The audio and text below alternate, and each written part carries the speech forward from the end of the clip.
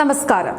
നവകേരള യാത്രക്കിടയിൽ അക്രമം കാണിച്ച ഗുണ്ടകളെയും സുരക്ഷാ ഉദ്യോഗസ്ഥരെയും രക്ഷിക്കാൻ വേണ്ടി നിയമവും ഫയലുകളും അട്ടിമറിച്ച ADGP MR അജിത് കുമാറിനെ പൂട്ടാൻ പുതിയ സർക്കാർ തന്ത്രപരമായ നീക്കങ്ങളിലേക്ക് കടന്നിരിക്കുകയാണ്. ആലപ്പുഴയിലെ ആ ഒരു വിവാദ രക്ഷാപ്രവർത്തന കേസിൽ പ്രതികളെ വഴിവിട്ട് രക്ഷിക്കാൻ ഇടപെട്ടെന്ന ആരോപണം നേരിടുന്ന അജിത് കുമാറിനെതിരെ അദ്ദേഹത്തിന്റെ DGP റാങ്കിലേക്കുള്ള സ്ഥാനക്കയറ്റത്തിന് തൊട്ടു മുൻപ് തന്നെ നടപടി പൂർത്തിയാക്കാൻ സംസ്ഥാന ആഭ്യന്തര വകുപ്പ് തീരുമാനിച്ചിരിക്കുകയാണ്. പോലീസ് മേധാവിയിൽ നിന്ന് ധൃതി പിടിച്ച് റിപ്പോർട്ട് വാങ്ങി വെറുതെ ഒരു എടുത്തുചാട്ടത്തിന് സർക്കാർ മുതിരുന്നില്ല. എങ്കിലും ഈ മാസം 31-ന് അജിത് കുമാർ DGP റാങ്കിലേക്ക് ഉയരുന്നതിന് മുൻപ് തന്നെ കടുത്ത വകുപ്പുതല നടപടികളിലേക്ക് കടക്കാനാണ് ആഭ്യന്തര വകുപ്പ് ഇപ്പോൾ അന്തിമ തീരുമാനമെടുത്തിരിക്കുന്നത്.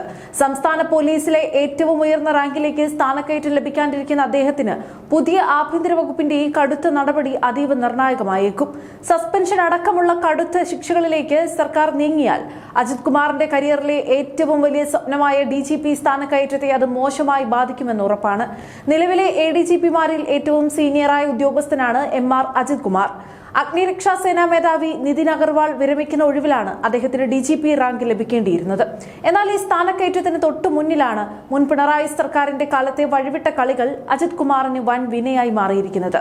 2023-ൽ പിണറായി വിജയൻ മുഖ്യമന്ത്രിയായിരിക്കെ നടത്തിയ നവകേരള യാത്രക്കിടെ KSU യൂത്ത് കോൺഗ്രസ് പ്രവർത്തകരെ ക്രൂരമായി ആക്രമിച്ച മുഖ്യമന്ത്രിയുടെ ഗൺമാന്മാർ അടക്കമുള്ള ഗുണ്ട സുരക്ഷാ സംഘത്തെ നിയമത്തിന് മുന്നിൽ നിന്ന് രക്ഷിക്കാൻ അജിത് കുമാർ തന്റെ പദവി ദുരുപയോഗം ചെയ്ത് വഴിവിട്ട് ഇടപെട്ടെന്നാണ് പ്രധാന ആരോപണം. ഈ ഇടപെടലുകൾ പൂർണ്ണമായും സ്ഥിരീകരിക്കുന്ന പ്രത്യേക അന്വേഷണ സംഘത്തിന്റെ അതീവ നിർണായകമായ റിപ്പോർട്ട് ഇപ്പോൾ സംസ്ഥാന പോലീസ് മേധാവി DGP റവാഡ A ചന്ദ്രശേഖറിന് മുന്നിൽ കൃത്യമായി എത്തിയിട്ടുണ്ട്.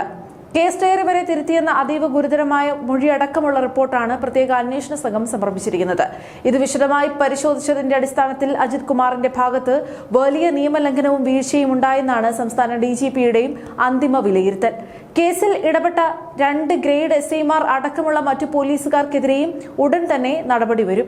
എങ്കിലും നടപടി ശുപാർശ ചെയ്തുകൊണ്ടുള്ള അന്തിമ റിപ്പോർട്ട് ആഭ്യന്തര വകുപ്പിന് കൈമാറുന്നതിന് മുൻപായി സ്വാഭാവിക നീതി ഉറപ്പാക്കാൻ വേണ്ടി അജിത് കുമാറിന്റെ ഭാഗം കൂടി കേൾക്കാൻ DGP തയ്യാറാകും. DGP ഒപ്പിട്ട് കൈമാറുന്ന ഈ റിപ്പോർട്ട് ആദ്യം ആഭ്യന്തര സെക്രട്ടറി വിശദമായി പരിശോധിക്കും. അതിനുശേഷമാണ് ഇത് ആഭ്യന്തരമന്ത്രി രമേശ് ചെന്നിത്തലയുടെ മുന്നിലേക്ക് അന്തിമ തീരുമാനത്തിനായി എത്തുക. ഇവിടെ മറ്റൊരു സുപ്രധാനമായ കാര്യമുണ്ട്. തനിക്കെതിരെ വകുപ്പ് തല നടപടി വന്നാൽ അതിനെ ചോദ്യം ചെയ്തുകൊണ്ട് അജിത് കുമാർ ഉടൻ തന്നെ കോടതിയെ സമീപിക്കുമെന്നാണ് സർക്കാരിന്റെ കൃത്യമായ കണക്കുകൂട്ടൽ. നടപടിക്രമങ്ങളിൽ ചെറിയൊരു വീഴ്ചയോ സാങ്കേതിക പിഴവോ ഉണ്ടായാൽ പോലും കോടതിയിൽ വെച്ച് തിരിച്ചടി നേരിടാൻ സാധ്യതയുണ്ട്. അത് മനസ്സിലാക്കി നിയമത്തിന്റെ ഒരു പഴുതും അവശേഷിപ്പിക്കാതെ അതീവ കരുതലോടെയും കൃത്യതയോടെയുമാണ് പുതിയ സർക്കാർ ഈ കേസിൽ മുന്നോട്ട് പോകുന്നത്.